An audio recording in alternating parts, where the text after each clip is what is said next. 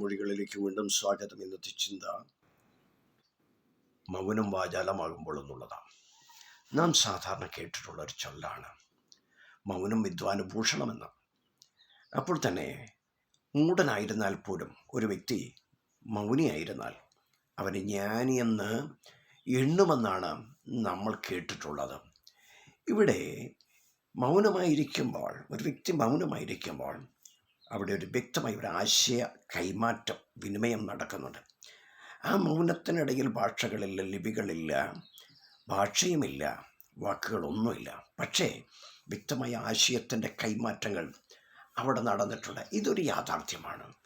ചിലരുടെ മൗനത്തിൽ നാം ഭയപ്പെടണം. കാരണം എന്താണെന്ന് ചോദിച്ചാൽ, ഒരു സമുദ്രം അത് ഉൾവലിഞ്ഞ് അത് പൂർവാധികം ശക്തിയോടെ തീരത്തോട്ട് ആഞ്ഞടിച്ചു വന്നതിൻ്റെ സർവസംഹാര ശക്തിയും ആ തീരത്ത് പ്രകടമാക്കുന്നത് പോലെയായിരിക്കാം ചിലരുടെ മൗനത്തിൻ്റെ പിന്നിൽ സംഭവിക്കാൻ പോകുന്ന. അത്രയും ഭീകരമായിരിക്കാം, അതിൻ്റെ അനന്തരഫലം വലുതായിരിക്കാം.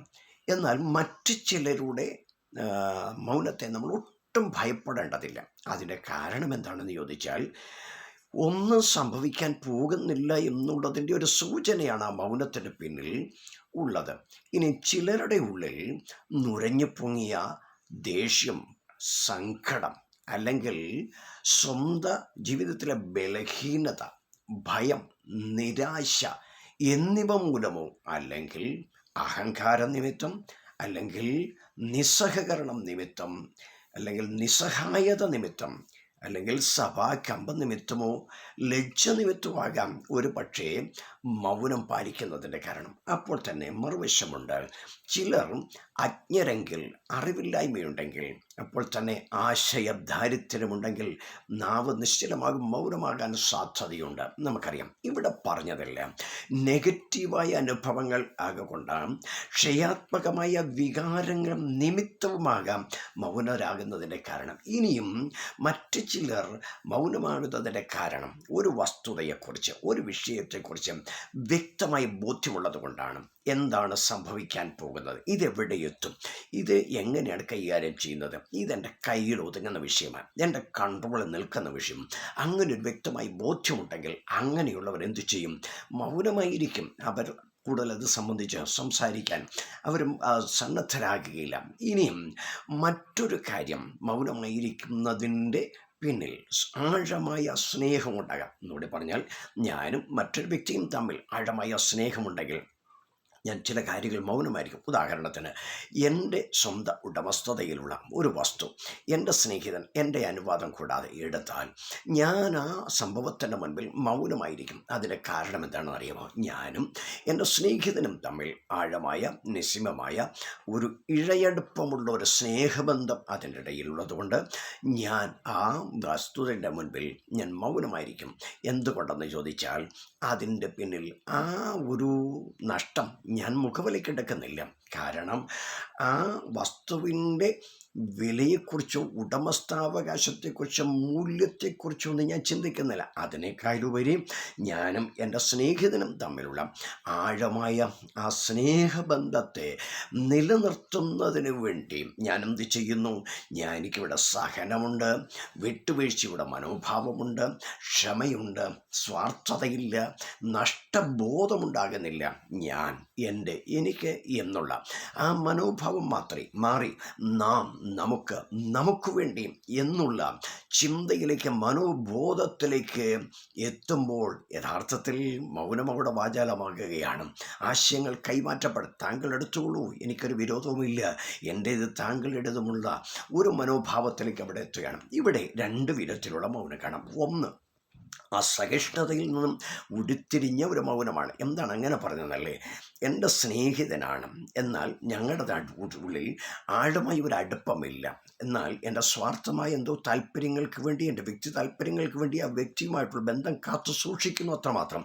എന്നാൽ എൻ്റെ മനസ്സോടെ അല്ല ഞാനത് അദ്ദേഹത്തിന് വേണ്ടി കൊടുക്കുന്നത്, അല്ലെങ്കിൽ എടുത്തോളാൻ ഞാൻ സമ്മതിക്കുന്നത് മനസ്സോടെയല്ല. അതൊരു അസഹിഷ്ണുത അതിൻ്റെ ഉള്ളിൽ ഒതുക്കിയിട്ടുണ്ട്. രണ്ടാമത്തത് എന്തെന്ന് ചോദിച്ചാൽ, ഞങ്ങൾ തമ്മിലുള്ള ഊഷ്മളമായ ഒരു ബന്ധമുണ്ടെങ്കിൽ, നിസ്സീമമായ ഒരു ബന്ധമുണ്ടെങ്കിൽ, ആ സ്നേഹത്തിൻ്റെ പ്രകടനമാണ് അതെടുത്തതിൽ ഞാൻ മൗനം പാലിക്കുന്നതിൻ്റെ കാരണം. ഇത് ഏതു മേഖലയിലുമാകട്ടെ, ഇവിടെ ഇതൊരല്പം ബുദ്ധിമുട്ടുള്ള കാര്യമാണ്. കാരണം ഇവിടെ നഷ്ടം വരും, കഷ്ടം വരും, അവിടെ അല്പ പ്രയാസങ്ങൾ ഉണ്ടാക്കുന്ന കാര്യമാണ്. എന്നിട്ടും നമ്മളത് മനഃപൂർവ്വം കൊടുക്കുന്നെങ്കിൽ അതിൻ്റെ പിന്നിലാഴമായ ഒരു സ്നേഹം തന്നെയാണ്. ഇനിയും അപകടകരമായ മറ്റൊരു മൗനതയുണ്ട്. അത് മറ്റൊന്നുമല്ല, ഒരു തിന്മയെ, ഒരു തെറ്റിനെ കണ്ടിട്ട് അതിനെ ലാഘവ ബുദ്ധിയോടെ കാണുകയും ലഘൂകരിക്കുകയും അതിനെ നിസ്സാരവൽക്കരിക്കുകയും ചെയ്യുക എന്ന് പറഞ്ഞാൽ, തെറ്റിനെ ഒരനുഭവമുണ്ടെങ്കിൽ അത് വളരെ അപലപനീയവും അപകടകരവുമായ ഒരു മൗനം തന്നെയാണ്. ഇത് എത്ര ഉന്നതനായാലും ശരി, ഈ സമൂഹത്തിൽ എത്ര വലിയ വ്യക്തിയായാലും ശരി, എത്ര രക്തബന്ധത്തിൽപ്പെട്ട വ്യക്തിയായാലും ശരി, തെറ്റിനെ നാം ഒരിക്കലും വെള്ളപൂശാൻ പാടില്ല. തെറ്റിന് നേരെ വിരൽ ചൂണ്ടുവാനുള്ള ആർജവത്വം നമ്മൾ കാണിക്കുകയും മുഖം നോക്കാതെ മൗനം വെടിഞ്ഞുകൊണ്ട് നമ്മൾ അതിനെ പ്രതികരിക്കേണ്ടതും നമ്മുടെ ഉത്തരവാദിത്വവും നമ്മുടെ കടമയുമാണെന്നുള്ള കാര്യം നാം വിസ്മരിച്ചുകൂടാ. അടുത്തതായിട്ട്, നമ്മൾ മൗനം പാലിക്കുന്നുണ്ടെങ്കിൽ അതിന് ഒരു കാരണം മറ്റൊന്നുമല്ല, എൻ്റെ പോരായ്മകൾ, എൻ്റെ ബലഹീനതകൾ, എൻ്റെ പരാജയങ്ങൾ, എൻ്റെ കഴിവുകൾ, എൻ്റെ കേടുകൾ നന്നായി അറിയാവുന്ന കരുത്തനായ ഒരുവൻ എനിക്ക് വേണ്ടി സംസാരിപ്പാൻ, അല്ലെങ്കിൽ നിങ്ങൾക്ക് വേണ്ടി സംസാരിപ്പാൻ ഉണ്ടെന്ന് വ്യക്തമായൊരു ബോധ്യം നിങ്ങൾക്കുണ്ടെങ്കിൽ എന്തിനും നിങ്ങളുടെ നാവ് ചലിപ്പിക്കണം. എൻ്റെ നാവ് ചലിപ്പിച്ചാൽ പരാജയവും പരാധീനതകളും സംഭവിക്കും. എന്നാൽ എനിക്ക് വേണ്ടി കരുത്തനായ ഒരുവൻ ഉണ്ടെന്നുള്ള ബോധ്യം വന്നാൽ എൻ്റെ നാവ് ചലിപ്പിക്കേണ്ടത് ആവശ്യമില്ല. എൻ്റെ പ്രയത്നങ്ങളോ ബുദ്ധിയോ എൻ്റെ യുക്തിയോ കഴിവുകളോ ഒന്നും അവിടെ പ്രസക്തമല്ല, അപ്രസക്തങ്ങളാണ്. ഇവിടെ പ്രിയ സ്നേഹിതരെ, ഇവിടെ നമ്മൾ മൗനത പാലിച്ച് പറ്റുകയുള്ളൂ. പ്രിയരെ, നമ്മുടെ ജീവിതത്തിലും മൗനമായിരിക്കേണ്ട സന്ദർഭങ്ങളും അതുപോലെ തന്നെ നമ്മൾ സ്വസ്ഥമായിരിക്കേണ്ട, പ്രതികരിക്കാതിരിക്കേണ്ട ചില സന്ദർഭങ്ങൾ ജീവിതത്തിൽ വന്ന് ഭവിക്കാൻ സാധ്യതയുണ്ട്. ഒന്നുകൂടെ ഞാൻ പറയാം, ഇങ്ങനെയുള്ള സാഹചര്യങ്ങൾ വരുമ്പോൾ നമ്മൾ തിരുവെഴുത്തിലേക്ക്, വിശുദ്ധ ബൈബിളിലേക്ക് ശ്രദ്ധ തിരിക്കണം. അവിടെ ഭക്തനായ ഒരു ഇയ്യോബ് എന്ന് പറയുന്ന മനുഷ്യനുണ്ട്. ആ മനുഷ്യൻ്റെ നാവടഞ്ഞു പോയ, ഉത്തരം മുട്ടിപ്പോയ ചില അനുഭവങ്ങൾ വന്ന് ഭവിച്ചിട്ടുണ്ട്. തൻ്റെ സ്നേഹിതന്മാർ വന്ന് തനിക്കെതിരെ വിരൽ ചൂണ്ടുമ്പോൾ ഉത്തരം മുട്ടി നിൽക്കുന്ന സമയത്ത് സർവശക്തനായ ദൈവം ഇയ്യോബിന് വേണ്ടി ഇറങ്ങി വന്ന് അധരങ്ങൾ തുറന്ന ഒരു ചരിത്രമുണ്ട്. ഇന്ന് ഈ വചനങ്ങൾ ശ്രമിക്കുന്ന നിങ്ങളുടെ ജീവിതത്തിൽ, ആരുടെയെങ്കിലും ജീവിതത്തിൽ ഇതുപോലെ വായടഞ്ഞതുപോലെ, മൊഴി മുട്ടിയതുപോലെ, ഉത്തരം മുട്ടിയതുപോലെ നിൽക്കുന്ന ഒരവസ്ഥയുണ്ടെങ്കിൽ ദൈവത്തിൻ്റെ സന്നിധിയിൽ അടുത്തു വന്ന് നിലവിളിക്കാൻ മനസ്സ് വെച്ചാൽ സ്വർഗത്തിലുള്ള ദൈവം നിങ്ങൾക്ക് വേണ്ടി, ഇയ്യോബിന് വേണ്ടി മാത്രമല്ല, നിങ്ങൾക്ക് വേണ്ടി, നമുക്ക് വേണ്ടിയും ഇറങ്ങി വരാൻ അവൻ ശക്തിയുള്ള ദൈവമാണ്, ഇടപെടാൻ ശക്തിയുള്ള ദൈവമാണ്. പ്രിയരെ, നാം മൗനമായി ഇരിക്കേണ്ട സന്ദർഭങ്ങളെ ഇയ്യോബിനെ പോലെ ഇരുന്നാൽ, ഉത്തരം മുട്ടിയാലും മൗനമായിരുന്നാൽ, നിസ്സഹായരായി മാറ്റപ്പെട്ടത് ഒരവസ്ഥ ഉണ്ടായി പതറേണ്ട, തളർന്നു പോകേണ്ട. ഒന്ന് ക്രൂശിലേക്കൊന്ന് കണ്ണുകൾ ഉയർത്തിയാൽ സഹനത്തിൻ്റെ മൂർത്തിഭാവം പഴയ നിയമത്തിൽ ഇയ്യോബാണെങ്കിൽ, പുതിയ നിയമത്തിൽ സഹനത്തിൻ്റെ മൂർത്തിഭാവം നമ്മുടെ വാഴ്ത്തപ്പെട്ടവനായ കർത്താവായ യേശു ക്രിസ്തുവാണ്. മൗനമായിരിക്കാം. വിശുദ്ധ ബൈബിളിൽ ഇങ്ങനെയാണ് രേഖപ്പെടുത്തിയിരിക്കുന്നത്: കൊല്ലുവാൻ കൊണ്ടുപോകുന്ന ആടിനെ പോലെ രോമം കത്തിരിക്കുന്നവരുടെ മുൻപിൽ മിണ്ടാതെ നിൽക്കുന്ന കുഞ്ഞാടിനെ പോലെയും യേശുവിനെ വിശേഷിപ്പിച്ചെങ്കിൽ, ഇന്ന് പകൽ ഈ വചനം കേൾക്കുന്ന പ്രിയപ്പെട്ടവരെ, നമ്മുടെ എല്ലാം ജീവിതത്തിൽ പോലും മൗനമായിരിക്കേണ്ട ചില സന്ദർഭങ്ങൾ വന്നേക്കാം.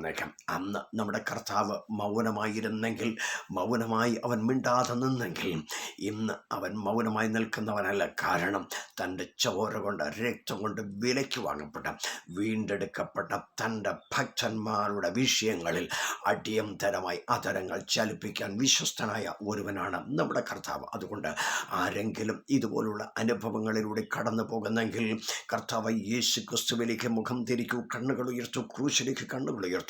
എനിക്കും നിങ്ങൾക്കും വേണ്ടി ഇടപെടുന്ന, സംസാരിക്കുന്ന, നമുക്ക് വേണ്ടി വാദിക്കുന്ന ഒരു വ്യക്തിത്വമുണ്ടെങ്കിൽ അത് കർത്താവ് യേശു ക്രിസ്തുവാണ്. സ്വർഗത്തിൽ പിതാവിൻ്റെ വലത്ത് ഭാഗത്ത് പിതാവാം ദൈവം, ഭൂമിയിൽ നമുക്ക് വേണ്ട ദൈവത്തിൻ്റെ പരിശുദ്ധാത്മാവും നമ്മുടെ കാര്യസ്ഥനമായ ദൈവത്തിൻ്റെ ആത്മാവും നമുക്ക് വേണ്ടി സംസാരിപ്പാൻ ഉണ്ടെങ്കിൽ നാം എന്തിന് ചഞ്ചലപ്പെടണം? നാം എന്തിന് ഭാരപ്പെടണം? ഒരല്പം മൗനത നമ്മുടെ ജീവിതത്തിൻ്റെ തകർച്ചയ്ക്കൊന്നും അല്ല കേട്ടോ. സ്വർഗത്തിലെ ദൈവം അടിയന്തരമായി ഇടപെടും. അത് ഒന്നുകൂടെ ആവർത്തിക്കുന്നു.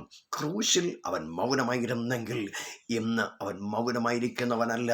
എനിക്കും നിങ്ങൾക്ക് വേണ്ടി സംസാരിക്കുന്ന, ഇടപെടുന്ന ദൈവമായി നമ്മുടെ കൂടെയുണ്ട്. ആ ദൈവത്തിൽ ആശ്രയിക്കാം. ദൈവം നിങ്ങളെ അനുഗ്രഹിക്കട്ടെ. ഈ സന്ദേശങ്ങൾ നിങ്ങൾക്ക് അനുഗ്രഹമായെങ്കിൽ മറ്റുള്ളവരുടെ ഷെയർ ചെയ്യൂ, പ്രോത്സാഹിപ്പിക്കൂ. ദൈവം നിങ്ങളെ ഏവരെയും സമൃദ്ധമായി അനുഗ്രഹിക്കട്ടെ.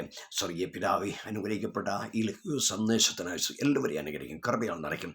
ഉത്തരം മുട്ടിപ്പോയ മറുപടിയില്ലാതെ അനുഭവങ്ങളിലൂടെ മുൻപോട്ട് പോകുന്ന ആരെങ്കിലും സ്വർഗം അടിയന്തരമായി അവർക്ക് വേണ്ടി ഇടപെടണം, സംസാരിക്കണം. പുത്രൻ്റെ നാമത്തെ മഹത്വപ്പെടുത്തും. യേശു ക്രിസ്തുവിൻ തന്നെ നാമത്തിൽ തന്നെ.